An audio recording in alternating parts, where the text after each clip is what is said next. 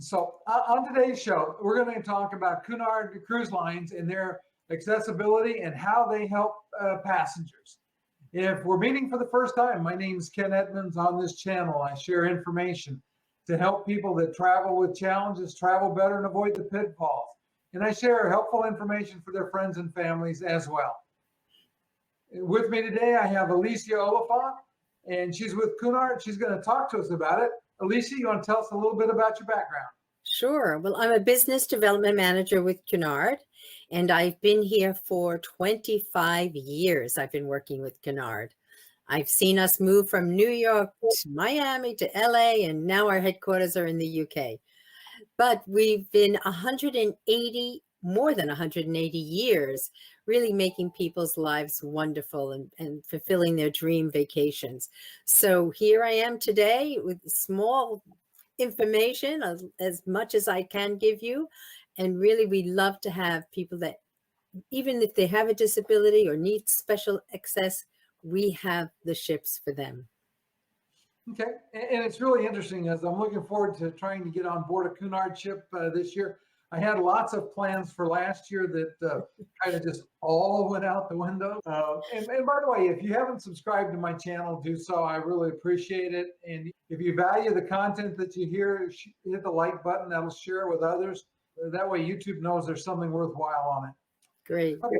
And one other thing that I always forget to say is if you have questions, put them in the comments. And either Alycia or I will get back to you with an answer. We want to make sure you find the answers. Mm-hmm. Okay, so let me start with this. The one complaint I get all of the time is that there doesn't seem to be enough space for accessible passengers on ships. So is there any advice that you would offer to potential clients? Firstly, book early. That's probably the most important aspect about getting the best arrangements for your needs.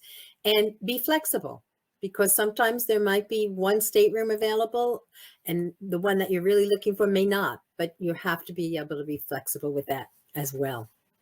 Okay, yeah, and I agree 100% with that. I'm a fan of the book early.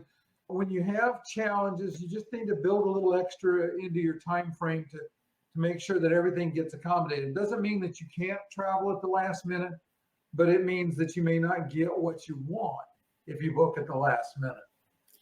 And then they can also, definitely, we have a variety of destinations, but also of dates going to those destinations. So be flexible in when you can go as well.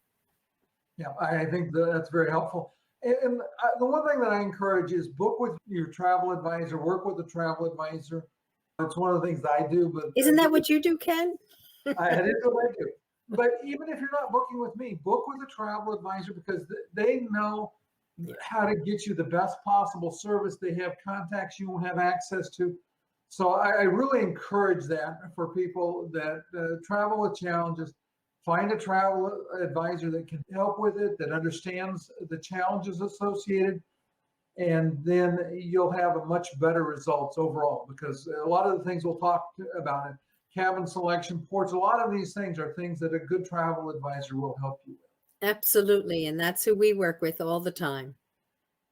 Okay, so my next question for you is, are there some ships that have more accessible cabins than others? Well, Queen Mary 2, our flagship and the only ocean liner at sea, it definitely has more access, the more staterooms available. Our other two ships, Queen Elizabeth and Queen Victoria, also have accessible cabins, and they have about 20, where the Queen Mary 2 has about 32 available. So all of our ships within the fleet can cater to those needs for people who are dependent on a wheelchair or a scooter for mobility issues, definitely. Including, we have specially adapted staterooms with wide access doors, lower placed sinks, and units and handrails as well. Okay, very nice. And so now some cruise lines have varying categories. And one of your sister lines, Carnival, has different categories. So they have ambulatory accessible, and they have a wheelchair accessible that if you only need one side of the bed, and they have fully accessible so you can get around the whole bed. So do you have different categories like that, or are they just accessible or not accessible? It's accessible or not accessible, but they're all of them have the wide doors, definitely. And they're all equipped with showers. We find that showers are the more preferable, easy way, the roll-in shower type of arrangements. And we have them in different categories, though. It's not just in one category. It's not just on one deck as well. So people do have choices about what type of room they want. And most of those staterooms also are very roomy. They are desirable by people without needing an accessible room. Okay, and that actually kind of leads to my next question, because one of the challenges is that, so do you guys require proof of need for an accessible cabin? Absolutely. There's a medical questionnaire that must be filled out, and it has to be returned, as well as what we call an attestament. So this is something that I attest. They must sign it. It's a legal document, and all the guest correspondence must be in writing due to the legal and record keeping that is required. And the mobility questionnaire can be found on one source. So we have it accessible to advisors, and it's just called a mobility questionnaire. And you fill it out, and there's a link that you can simply just fill in and fill it in and send it off. Okay, and so now let me ask a quick question on that, because we're going to talk about some other disabilities. Do you use the same form for all disabilities, like a special needs form, or is the one for the accessible cabin a separate form? It's a wheelchair accessible form. It's for the wheelchair accessible staterooms. Other requirements, we do have mobility requirements, and we do have all types of accessible requirements, but we do those separately and one-on-one. It's really very customized and bespoke depending on the needs of the actual guests. And the travel advisors must agree to this assessment. They have to on behalf of the guests. So it's a two-pronged requirement that the guests and the advisors are totally aware of the requirement. That is so nice, like I said, because then it puts it for the people that really need it. Correct. Like I said, I have seen in some of the forums, everybody talks about, well, I just book a handicap room because I get extra space. And I'm like, exactly. We hear that all the time. And these cabins, they don't pull through in the cabin selection ever. So you really have to specifically ask for them in order to be able to have access to them. okay. And so again, that's a perfect arrangement. And it's a reason, again, for you as our audience to go ahead and use an advisor. Because the one thing, and maybe some people don't realize this, but an advisor never costs you a dime more, and they can a lot of times save you a lot of, if nothing else, they'll save you frustration and time. Sometimes they'll find ways to save you money that you wouldn't have found on your own as well. Yeah, and they also can find you details about the experience, not just in your stateroom, but throughout the ship, on shore. There's just so much that an advisor knows or can have access to that even us at Cunard don't. And they're also usually available a lot more hours than we would be directly. The other night, I was working with a client trying to find them what they wanted. It happens. Okay, so one of the challenges that people that travel with mobility devices, and just a lot of different reasons, anybody that travels with a challenge, one of the concerns and one of the issues that comes up often is excursions. So do you have mobility-friendly excursions or accessible excursions? And then is there an easy way to identify them? Oh, yes, we definitely do. So for accessible excursion information, we have a dedicated email address. It's called shoremobilityinfo@carnivalukgroup.com. And this again can be done by the travel advisor or by the consumer themselves. They can definitely write to us. And because we're headquartered in the UK, it has basically a UK group address. But if a passenger is in a full-time wheelchair, then depending on the voyage itinerary, we can usually arrange accessible vehicles on an ad hoc basis. And they're usually higher priced than the standard excursions, but definitely worth it for people to be more mobile and to be able to go at their own pace as well. So if a guest is part-time wheelchair user, we advise that it's best to take the tours that are labeled limited activity. So we do label our excursions one by one, what type of activity, whether it's extraneous or in this case, limited availability. And we have a limited amount of walking excursions as well, and they're best suited for the limited mobility passengers. And Okay. then we also, just one more thing is that just a special note that these are handled by our UK office, as I mentioned. So just want to get that in as well. Okay, thank you. And I'm sorry, I tend to jump fast with questions. Let me ask this. So let me ask this because my wife she would be a limited mobility person. Okay. She travels with her wheelchair when we travel because she can't sit upright for long periods of time. So she has a reclining wheelchair is necessary. And she either has to have a walker or a wheelchair. She's fine for short distances, and a lot of times she'll use the walker. So for those limited mobility, that would probably be fine for her because she could get up a couple of steps. She could like get into a bus or something as long as we can get the wheelchair out when we make a stop. Yeah, and we can do private arrangements as well. And if they have a collapsible wheelchair, we can make all that happen. And we do that usually far in advance. And there's a questionnaire. Again, there's a lot of information that we require. And then that way we can really set it up so that it's very bespoke into the needs of your wife. Okay, well, that's very nice. It's interesting. I've noticed lately you guys have had a lot of Alaska videos out. And of all the destinations my wife and I visited, Alaska is probably one of the more mobility friendly places we've gone. And it's just in general, mobility is pretty easy. Where is that? We've done a couple of cruises, and we've done the train from Anchorage to Seward. We did some time in Seward. It's a very mobility friendly town. In Skagway, we tend to rent a car and drive into the Yukon, but Skagway is a perfectly flat town. It's very mobility friendly. I probably have 5 or 6 videos on the channel about Skagway. The only places that we've run into a little bit of a bump is Ketchikan is pretty hilly.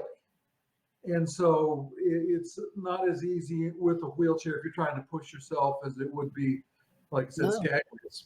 This is good to know because we're going to Alaska in 2022. We're going to have a series of 5 sailings that are going to be round trip Vancouver, and we'll be going to Ketchikan and to Skagway. We'll be going to all of those and some more off the beaten paths as well. So good to know. And we'll make an effort to really point this out because I think when people are going closer to home, there might be more people who have a mobility issue staying closer to home. And you'll find Vancouver is very friendly. I did some travel there with my wife.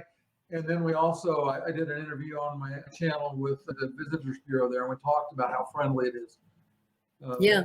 Especially the pier is so easy and so accessible. I even noticed that they have it very laid out and lots of flat land so that you can, flat cement that you can just walk up and ride up on your wheelchair. And there's actually a trail that goes by the pier that you can follow around for miles that's accessible. It's pretty amazing. Yeah. Okay, so let me go to my next question for you. Okay, so what about accommodations for the blind? What do you do for people that are traveling that are blind? Well, we welcome blind and visibly impaired passengers on board to enjoy the Cunard Line experience. And we also welcome assistance dogs on all of our vehicles. However, due to the current DEFRA requirements, dogs are unable to disembark at any port of call. So we've got the license in Southampton and on Southampton to Southampton cruises and on the transatlantic crossings on Queen Mary too. So we need at least a minimum of 3 months to be aware that the assisted dog is coming, or even better, 6 months if it's possible. And then of course, on board the ships, we can help with essentially information in Braille, large print formats, including shore excursion information, menus, port guides, and even the safety notices. So as long as we know what kind of preferred information the guest needs, we can endeavor to make sure that they have it while they're on board. And Braille is available in all the different areas of the ship, of course, in the elevators, underneath the door, when your stateroom is, and on different parts of the ship as well. And we've got large print and Braille signs in the main dining room and on the bar menus as well. So best of all, though, we've got these fabulous libraries on board, all of them. We've got 6,000 volumes of books on the Queen Victoria and the Queen Elizabeth, 8,000 volumes of books on the Queen Mary too. We've got a dedicated librarian on each of them. Our library is a hotspot of activity, but we've got 250 auto books on CDs available to our guests. And then, of course, everybody wants that infrared hearing system in some of the theaters and the lounges, so that there is arrangements for that. Okay, very nice. So now that leads to my next question. What about for deaf passengers? On all ships, we do have, and I'm just looking at some content here that I pulled up, is that we have complimentary assistive listening devices for guests with impaired hearing, and they're available upon request for use in the Royal Court Theatre, where our shows are taking place, and lots of different activities, and in the Queen's Room, where we have our afternoon tea every day at 3:30. And Queen Mary, too, has a limited number of Maraphone systems available, and I'm sure those who do have impaired hearing might know about that. And they include text telephones, pillow vibrators, and flashing light signals to alert the guests if the phone is ringing or someone is at the door, which I think is kind of cool. And should you require any of these systems, please announce it when you're making your booking. And all the television programming on board the vessel can be set to show captions. So I think we get a lot of these kind of passengers. We do have a lot of clients, either mobile or blind or deaf, and we do take care of them. Okay, very nice. So my next question, what about for people that you may not get as many on board your ships that travel that have children or somebody that suffers from autism or one of the sensory disorders? Right. We don't get a lot of that. We don't have we do have a fabulous children's program on all three of our ships. We take children as young as 6 months on Alaska, for instance, and a year-old on transatlantic crossings. And we have some British nannies on board to take care of them with facilities and our age groups run from playrooms that are set with nannies and caretakers. We have from 3 to 7, from 8 to 13, and then from 14 and above. So we take care of all of these kids. But autism is something that we don't have a set program for, but our caretakers are definitely trained to at least incorporate and include them in any activities and to show them special attention. Okay, all right, well, very nice. So what about tender ports? Is tender ports a challenge for you? Do you have a lot of tender ports? And then second piece of that would be, do you have accessible tenders? We have tender ports, definitely. We do have some of those. Will we accommodate it? Sometimes it's a difficulty. And if tidal winds are not permitting us to dock properly or to handle that, we will not let people who have mobility problems to get onto the tenders. So it really is case by case, port by port, depending on the circumstances. And we try to make it as accessible as possible. That's our aim for every person that has an issue. Okay, yeah, and that's fairly common. And I would think that if they call or reach out to your accessibility shore excursion department, that they would be able to provide them the answers to the. Correct. But then once you get on board, and then it really depends on the port, and it depends on the circumstances of the weather and the tidal waves and how it's working. But we will accommodate as best as we can. We're very attuned to this. We have 181 years experience. You do. You go back a year or two. Yeah. I'm not talking about you personally now. No, I know. I wasn't there. I wasn't there when it was launched. But so let me ask the next question then. How about your spa on board? Is it accessible? Oh, yes. Our spa. It's amazing. The spa is ideal. We have a Hoyer lift, if you've ever seen one of those. We have that in the pool of the spa. And the swimming pool lift machines are available. And passengers can contact the purser and the passenger service desk in advance to make those arrangements when they want to use the equipment. And we also have a lift. It's very interesting on the Queen Mary too. I sometimes sneak a use of it. We have this wonderful lift. We have like deck 2 and deck 3, and we have like a kind of a deck 2.5, and it goes to the Queen's room. And because it's a half a deck up, we actually have an elevator that moves maybe 5 feet, maybe 10 feet max. And that elevator is for mobility issues and if you need a wheelchair. And it's kind of a cool elevator. Okay, well, very cool. That is interesting, and it doesn't surprise me again, given your demographics and given the fact that you are a true ocean liner. And I just want to touch on that because a lot of people don't realize that there is a difference between an ocean liner and a cruise ship. Ocean liners' hulls are different, and they're designed for rougher The draft waters. is deeper. Yeah, exactly. There's a lot of things. Go Yeah, ahead. 40% extra steel is made. So the ship is actually built from the hull up, where most ships today are being built from the hotel operation and not made to go on the transatlantic crossings, for instance.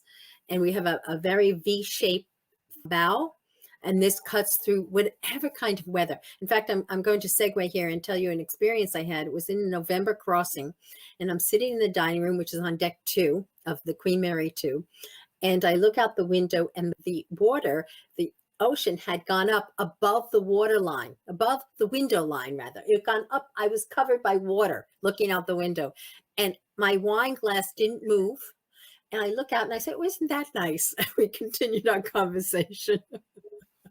So it's amazing, amazing ship. It's my favorite. Yes, and I've never had a chance to even see her, so I'm looking forward to being somewhere where she is, and hopefully being somewhere I can get on. At the very least, do some tours, but probably more than that, we'll talk after. Take a group, invite everybody here. Let's go. Hey, okay, you heard it. Alycia said that we should put a group together and cruise on Cunard, and so I'm in favor of that. Okay, right? Sounds good. If you want to go, put your name in the comments below. All right. Okay, so let's see. We talked about the pools and the hot tub.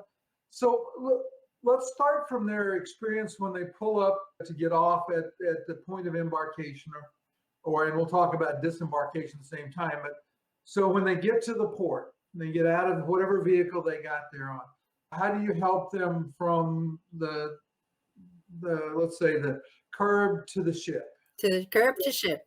This is something we do extremely well, and I've seen this happen quite often.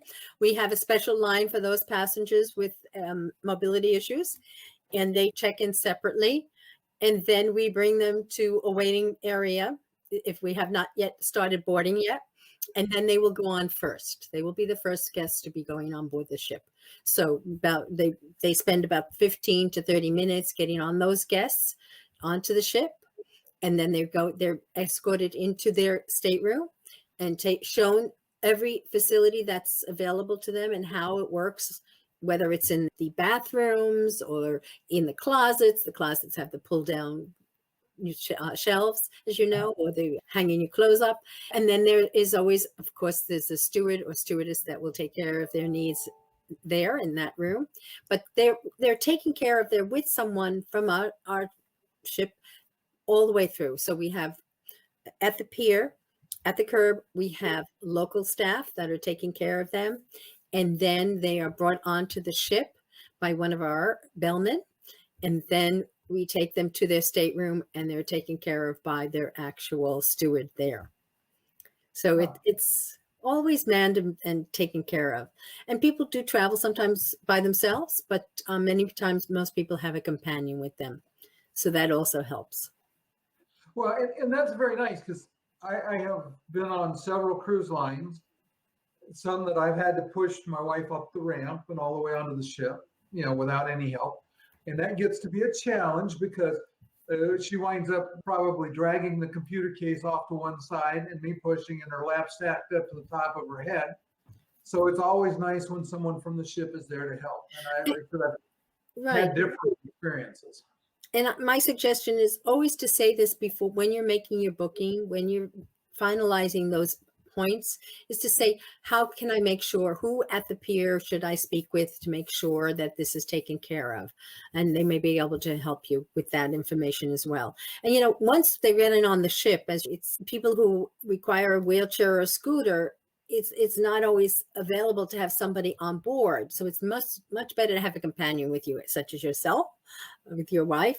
But the crew are very helpful, but they're not always able to assist in moving around the ship or the vessel and any personal day-to-day tasks. That's not something that they're there for. So it's really, we hope and wish you that you have our accompanied assistance or traveling companion to really provide those needed services once you're on board.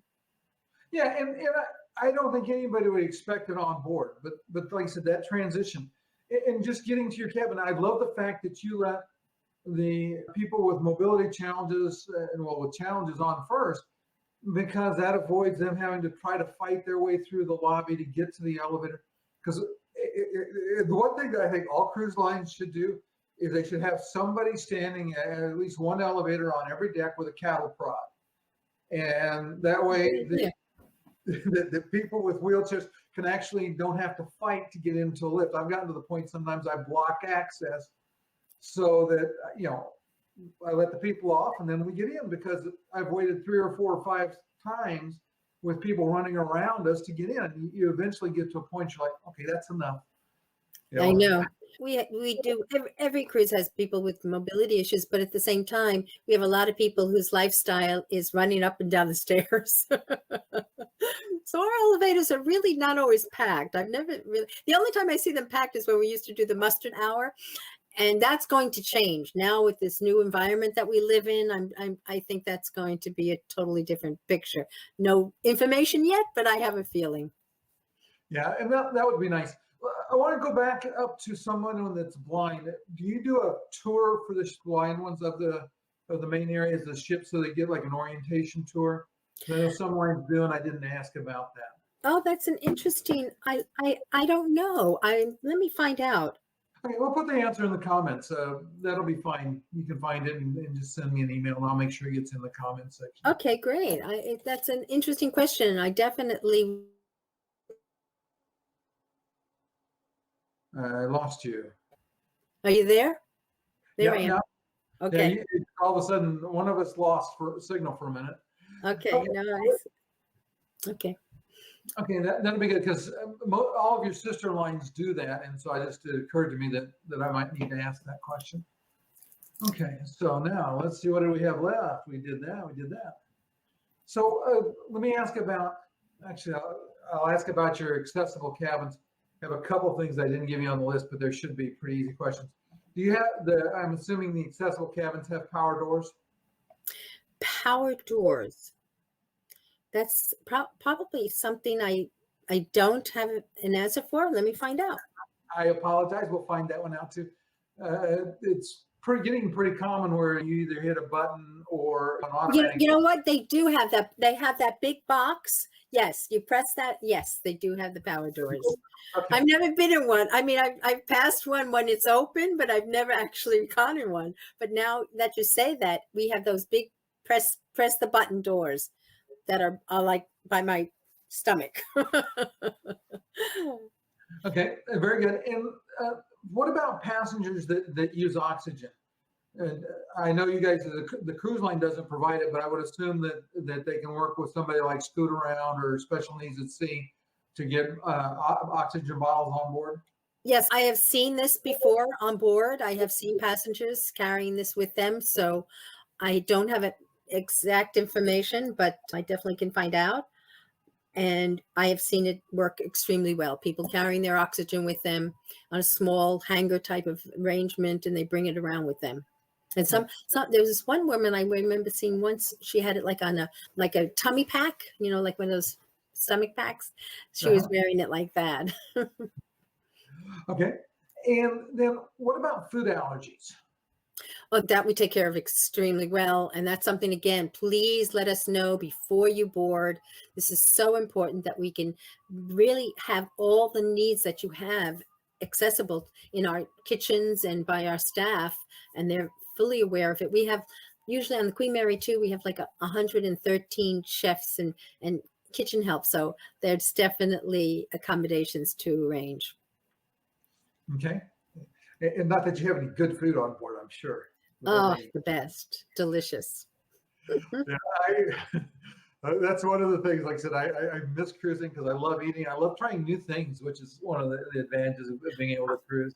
You should go on Cunard.com. We have recipes of our scones, of our muesli breakfast cereals, and we've got lots of kind of fun recipes for you if you want to try the Cunard kitchen. Okay, I'll try that. And so let me ask one question. And again, I know your short excursion special needs group would know the answer probably more than you do. Right. But are there itineraries that are better than others for people that travel with challenges? Probably Alaska is one of the better itineraries for Alaska because it is America. It's American ports and Canadian ports that are very attuned to that needs. I know that there are some ports in Europe that are not, that would not necessarily be the best for those kind of needs. So and where there's more cosmopolitan cities also, whether it's even Cannes, those type of cities, Rome, Livorno, those places will be more geared towards accessible for people who have mobility issues. But the more the off the beaten path places might be someplace where there might be a aha moment. Wait a second, let's see what we can do. And of course, anything that's tendering, there's always a question that, can you get on the tender? Every single time. It's like having a baby. It's 50-50. You don't know whether it's going to be a boy or girl, but that's, 50-50 chance. Yeah. Yeah, exactly. Okay. Well, listen, you know what? I appreciate so much your time today, Alycia. It is so nice of you to buy out some time. I know you're busy to share with the audience. And I will ask you to stay with me afterwards. I have a couple things to chat with you about. Sure. But we'll say goodbye to our audience. Thanks for watching. Again, if you haven't subscribed, I love it when people subscribe. There is a notification bell, so that way you'll know when I put out a new video. Typically, there's at least one video every week. And again, thanks so much, Alycia, for being with us. Thank you. Enjoying the group, everyone. Bye. Bye-bye. Thank you for joining.